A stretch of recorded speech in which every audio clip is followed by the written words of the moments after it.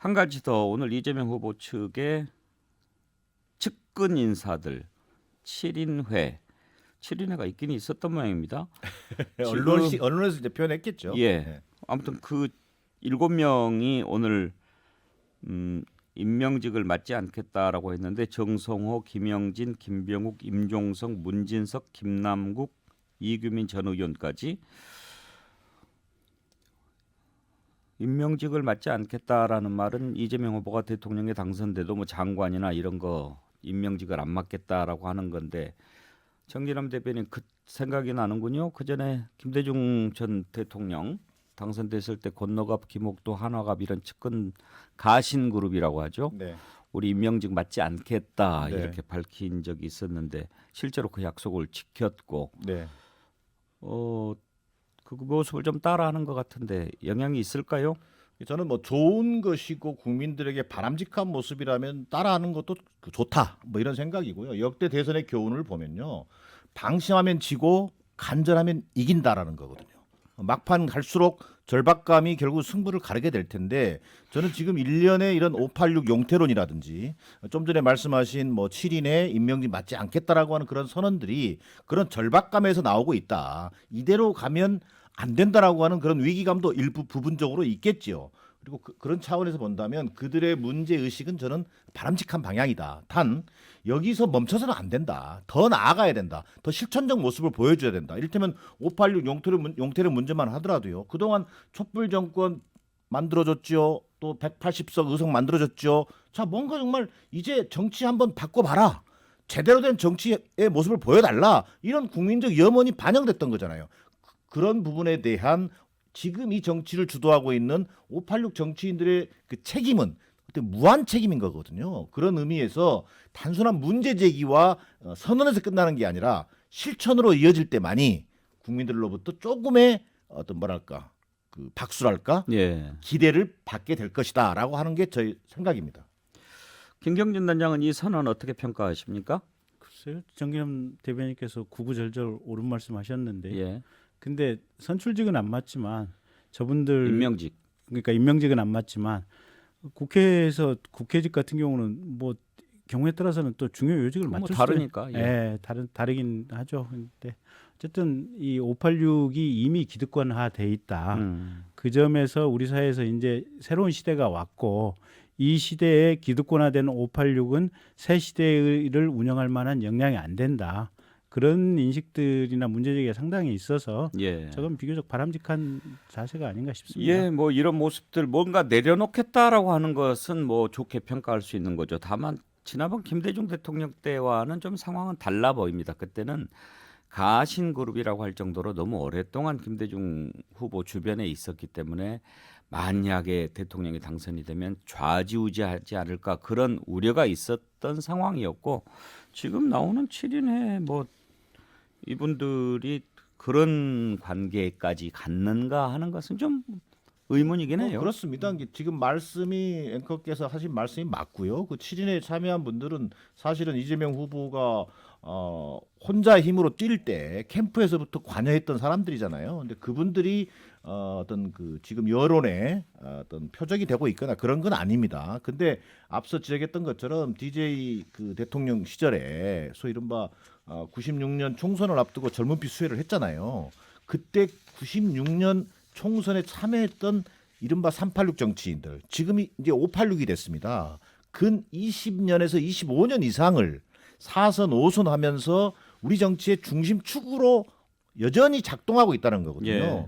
그로 인해서 이른바 그 4선 5선 되는 동안에 기득권화되고 또 그러다 보니까 당연히 그 다음 세대 청년들의 정치 참여 기회 자체까지도 봉쇄되는 그런 문제점을 낳았던 거거든요. 그런 문제를 혁파하겠다라고 하는 문제의식이기 때문에 저는 앞서 말씀드린 것처럼 이걸 다시 그 민주당적 시각으로 얘기하면요. 물론 뭐 김경진 단장 앞에 있습니다만 이걸 다시 저는 소위 이른바 정치 검사들이 판을 치는 검찰공화국으로 돌려줄 수 없고 또 586 기득권에게도 좀 더 뭔가 역할을 해서 이재명 후보가 정권 재창출을 할 수 있도록 하겠다라고 하는 저는 문제의식의 사실 뭐 발로라고 보여집니다. 7인의 능력이 있으면은 뭐 능력 발휘를 할 기회를 줘야지 임명직 안 맡겠다라고 하는 게 어떨지는 잘 모르겠습니다. 자, 아무튼 그런 것을 했는데 지금 586 퇴진론이 꼭 이 사람들을 겨냥한 것은 아닌데 좀 다른 것 같고, 자, 끝으로 그 부분 한번 살펴보죠. 앞부분에 우리가 여론조사 살펴봤는데 지금 안철수 후보 지지율이 계속 10% 이상이 나오고 있긴 합니다만 17%까지 나왔고, 그런데 이재명 후보가 1위로 앞서고 윤석열 후보가 2등, 안철수 후보가 17%일 때 그 안철수 후보 지지율과 윤석열 후보가 1등을 달리고 있고 이재명 후보가 2등에 이렇게 머물러 있는데 안철수 후보의 두 자릿수 지지율은 이건 느낌이 완전 다르죠, 김경진 단장. 뭐라고 답변을 못 하겠고요. 근데 어쨌든 안철수 후보 지지세가 조금 꺾인 건 사실인 것 같아요. 최근에 그러니까 일부 여론조사에는 한 자리 숫자도 나오거든요.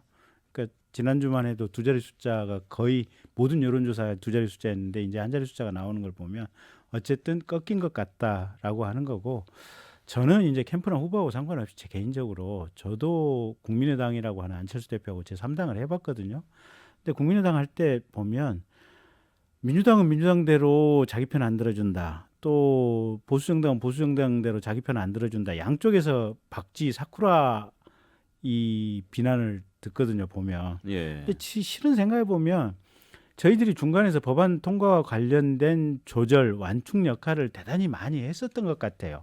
그리고 당의 이념이나 정강이 조금 불투명한다고 할지라도 이게 타협하고 대화하는, 화합할 수 있는 정치의 분위기를 만드는 데는 제3당의 존재가 반드시 필수 불가결이 아닌가라는 생각을 했었는데, 국민들께서도 이제 3당이 없어지고 실질적으로 없어지고 나니까 그 아마 용처를 조금 이제 느끼실 때가 된 것 같고, 그래서 제발 안철수 후보가 그냥 완주를 해줬으면 좋겠어요. 그 부분 한번 짚어봅시다. 만약에 정기남 대변인 보시기에 안철수 후보가 이번에 지금 뭐 계속 완주하겠다라고 얘기합니다. 그게 뭐 단일화 얘기를 먼저 꺼내는 사람이 불리할까봐 그런 거다, 이렇게들 일반적으로 분석하지만 그래도 말에 책임을 져야 되니까 완주를 실제 할 수도 있잖아요. 네. 3등이 뻔히 예상이 되는데도 완주를 만약에 한다고 가정했을 경우에 얻는 이익은 뭘까요? 제3정당의 기치겠죠. 제3정당의 기치를 가지고 양당 어떤 독점 정당 구조를 깨치고 제3의 정당으로 우뚝 서겠다라고 하는 그런 가치를 실현하는 의미가 있겠죠. 자, 그러나 그동안 안철수 후보가 지금까지 2012년 정치에 입문한 이래 10여 년 동안 어떤 정치적 정치 철학이라든가 이런 것을 발전시켜 왔느냐는 데에서는 여러 가지 좀 의문이 드는 건 사실이에요. 자, 때만 되면 단일화 논의가 있었잖아요. 이번에도 마찬가지입니다. 처음부터 단일화는 없다.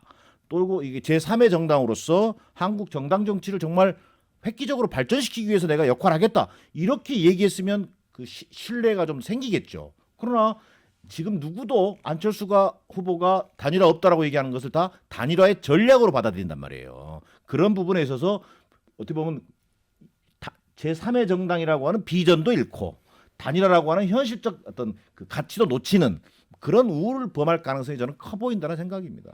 안철수 후보 딸 안설이 박사도 귀국해서 이제 아버지를 돕겠다고 하는데 안철수 후보로서는 그런 부분은 강점이겠죠. 지금 이재명, 윤석열 후보다 어떤 리스크가 좀 있는 상황에서 안설이 박사는 뭐 코로나 연구로 뭐 상도 받고 또 뉴욕타임스에 논문도 실리고 뭐 이랬으니까 그런 부분들이 국민들은 좋게 생각하는데 표로 연결이 되느냐가 문제죠. 그러니까 안철수 후보 지지층들을 분석해 보면 사실은 정확히는 안철수 후보가 좋다, 이게 포인트 방점이 찍혀 있는 게 아니고 두 후보가 싫다. 예. 그래서 나는 대안을 선택해야겠다. 그리고 그 대안은 안철수다. 지금 이러다 보니까 사실은 안철수 후보에 대한 지지는 충성도가 약한 충성도죠. 그렇죠. 예. 거기에 좀 바꿀 수 있다가 많이 나오는 지지이기는 그렇죠. 해요. 지지율도 굉장히 낮고요. 예. 앞서 말씀드렸던 그 안철수 후보의 딸 안설희 씨 문제라든가 이런 건 굉장히 두 후보에 비하면 도덕성이라고 하는 측면에서는 상당히 플러스 요인이 될 거예요. 호감도를 높이긴 하겠지만 그것이 그 국정 운영 역량이라고 하는 관점에서 과연 지지도로 연결될지는 저도 의문입니다. 네, 오늘 여기까지 하죠. 백운계 시사 1번지 1번지 똑똑 정기남 민주당 선대위 대변인 김경진 국민의힘 선대본 상임 공보특보단장 두 분과 함께했습니다. 수고하셨습니다. 감사합니다. 네, 백운계 시사 1번지 내일 오전 11시에 다시 문을 열겠습니다.